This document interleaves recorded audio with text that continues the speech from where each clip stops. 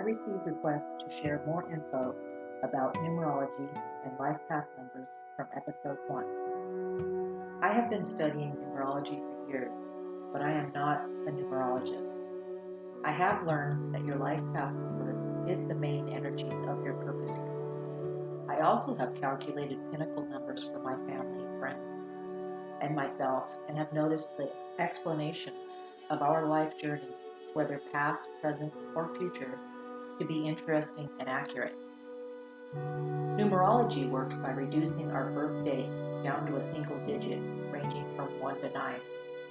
That then categorizes the important traits, skills, personalities we chose to work on in this life, even career and relationships. I have been learning along the way that if your birth date reduces down to a 2, 4, or 6, there's a chance you have a master life path. This is where you have chosen to experience a deeper learning to serve humanity. These people's paths are 211, 422, or 633. Some famous examples of people are Barack Obama, Oprah Winfrey, Trump, and Einstein. Their path has more of a challenge, but if they don't give up, they can make a huge difference in the world. Now, I have found that numbers 8 and 1 have master life paths linked too, as 844 or 155, but I have never reduced a birth date that has shown these numbers. I will give information on these just in case you find your totals do, and if you do, please send me a comment. I would be interested to see. I will be explaining about the difference a master life path has in a minute, but I want to state I will not be mentioning about 8 and 1, as I have found many books don't have information on these. I believe when you have a better understanding of why you exist, the process of life is a little easier to deal with. Numerology is a small part of the blueprint that's here to help navigate us on this journey. So, what is numerology? It has been accurately charting the destiny of mankind before the 6th century BC. The first numerologist was known as Pythagoras. It was the actual study of numbers that gave the first understandable answers to most universal problems and events. They also studied the vibration of letters.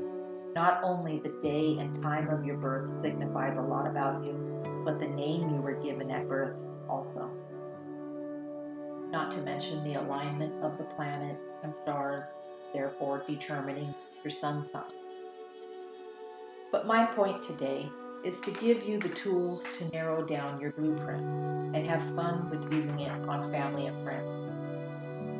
You'll notice the synchronicities of that person's personality described in the life path they have. Everything happens for a reason, and the day you were born is no different. You chose this path, and numerology is just one of the blueprints that help us decode this. We need to realize that every situation and everybody we come in contact with or share our life with was chosen to do so to help us learn. Good or bad, they are equally important. The bad situations or the unpleasant people may not be fun to deal with, but since when is learning easy? There are other factors that determine our blueprint, but I won't get into them. But here is one example. You can be a one-path Pisces born in February or March, and your friend could be a one-path Taurus born in April or May, which will clearly show different personality traits. As Pisces life path ones can be a leader with a more dreamy view on things, and a Taurus one path will be a leader with a more practical view, because Pisces are more of a dreamer, where Tauruses are more of a practical person. Numerology can also guide us month to month to narrow down a specific month in a year will look like. Same goes for how a specific year will go for you. I believe so many people can benefit from understanding their life path, especially master paths. These people that have chosen these paths have an extra special goal in this life, which can be very frustrating to figure out. And a lot of times I see many people become depressed or act out and ruin their lives because they just can't figure out why their life is so different. Or even worse, they take their life. What sucks is these people are actually extra special, but are looked at as broken. Now, people who chose to come here with a master path are here to serve humanity in a huge way. But like I explained in episode 1, in order to learn something, we must experience it. So in most cases, these people tend to have a rough life in their younger years in order to learn what or how they need to teach the world. And that's where they suffer. If only they knew what they are going through is for a higher good, they can stick with it and step back and learn from the punches, so to speak, instead of crumbling and quitting. I want to explain one last situation before I show you how to add and reduce your birthday. I studied how to express my intuition through intuitive grief coaching from a woman named Sue Frederick. She is an intuitive career coach and author. While writing this episode, something dawned on me. I am a mother of 3 boys. If you have lost a son or a daughter, so often people ask, what should I say when someone asks how many kids do I have? I say I am a mother of 3 boys. Colin is 29, Owen is 22, and Devin went home 14 years ago. Anyhow, Sue's book, I See Your Dream Job, she shares an important point. It was something that just happened to my older son, Colin, and I feel it's important for people to recognize this. If your birth date reduces to 2, 4, or 6, and has 11, 22, or 33, one of the ways you reduced it, Sue explains in her book, and I quote, "It shows you've given yourself a choice within this lifetime. You'll be able to fit in with more ease, and you'll succeed at more conventional work. However, you'll hit a turning point, a soul reinvention point, when you'll be required to step up to your master path mission." End quote. Colin is 29 years old, and he's a 6'6", 33 life path, and he just did a 360 on his perspective of life. Now let me share another couple of sentences from Sue's book, and I quote, "Eventually, master path individuals step up to the work they've signed up for, which takes courage and wisdom. These choice points often come during what's known in astrology as our 2 Saturn returnings. These life-changing events occur around the ages of 29 and 58. End quote. That's pretty cool, I thought.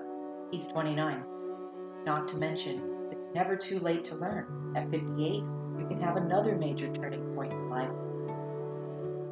I'm not going to get into Saturn returnings and how we have 9-year cycles, but I do recommend her book if you're interested in learning, or there's other books out there that are really informative. Okay, back to if you are a 2, 4, or 6, and you have 11, 22, or 33. But this time, some can appear twice when reducing it down in your birth date. And what do you know? My other son is a 2, 11, 11 life path. Talk about living by example. Lucky me to be blessed with having to guide them through these thick, fun experiences they chose. I better get extra points for this one when I get home. Okay, so again, Sue explains the reason for this, and she quotes, "If you have a double master path in your reduction, it means these souls chose to have a lifetime that gave no way out of their mission. They didn't want the ability to get lost in conventional ways of living.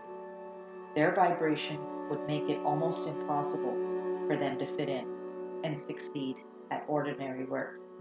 They would be viewed as different by the world." End quote.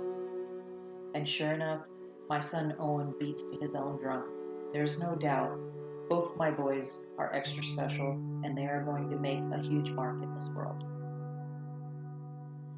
So, I decided that the best way to show you how to properly calculate your birth date was to actually show you on a YouTube video. And then I posted the explanation of each life path on my website. So please search Love Devotion on YouTube. And if you have any questions, please post them. Then you can visit my website at lovedevotion.com as I posted an explanation of each life path number. Just click on my numerology page, or you can simply Google your life path number. There's a lot out there on Google. I hope you find your life path number interesting, and I would love to hear any comments you have. Until next time, blessings.